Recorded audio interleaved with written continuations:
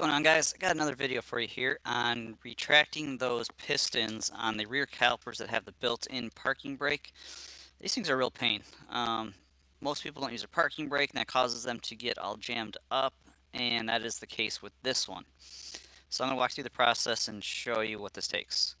First thing we got to do is find the right adapter, which is what this case has. There are big ones, small ones, 2 notches, 1 notch, so on and so forth. So you got to find the one that fits into the piston on the caliper. So in this case, I got one here.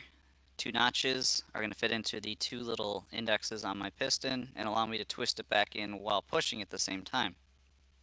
Here's another example. It's a bigger one, does not fit this application. So these are held in place with a magnet, and that magnet can fight back sometimes. So there we go, pops off, you line up the 2 little dots, and magnet holds it in place. Now, we're going to put those 2 little notches in the little notches of the piston, little indexes of the piston, and turn that little backer plate piece so that it all fits together, and line it all up.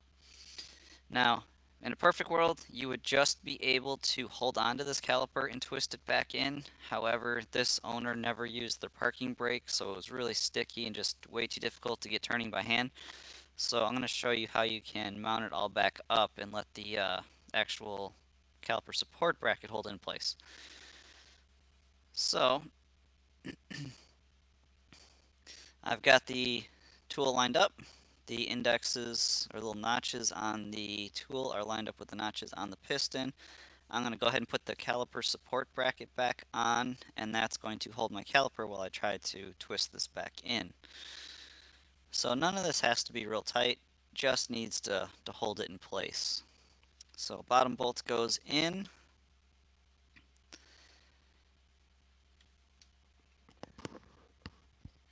And then the top caliper support bracket bolt.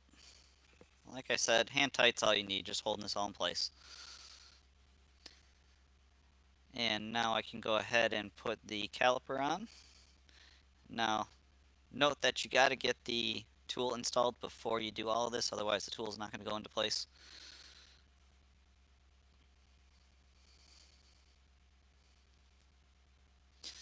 And a little fast forward action here, and we'll gently snug these down just to hold it tight. Alright, we're going to do this the right way. We're going to put the vacuum bleeder on the bleeder screw and crack the bleeder valve open so that we're not pushing our nasty brake fluid back into the ABS module and whatnot. So cracking it loose, and now as we push that piston in, we retract that piston, the old brake fluid will get pushed out. So the secret to this is you have to do a little back and forth. You're going to have to go counterclockwise with the handle, but counterclockwise with that little knurled backer plate piece.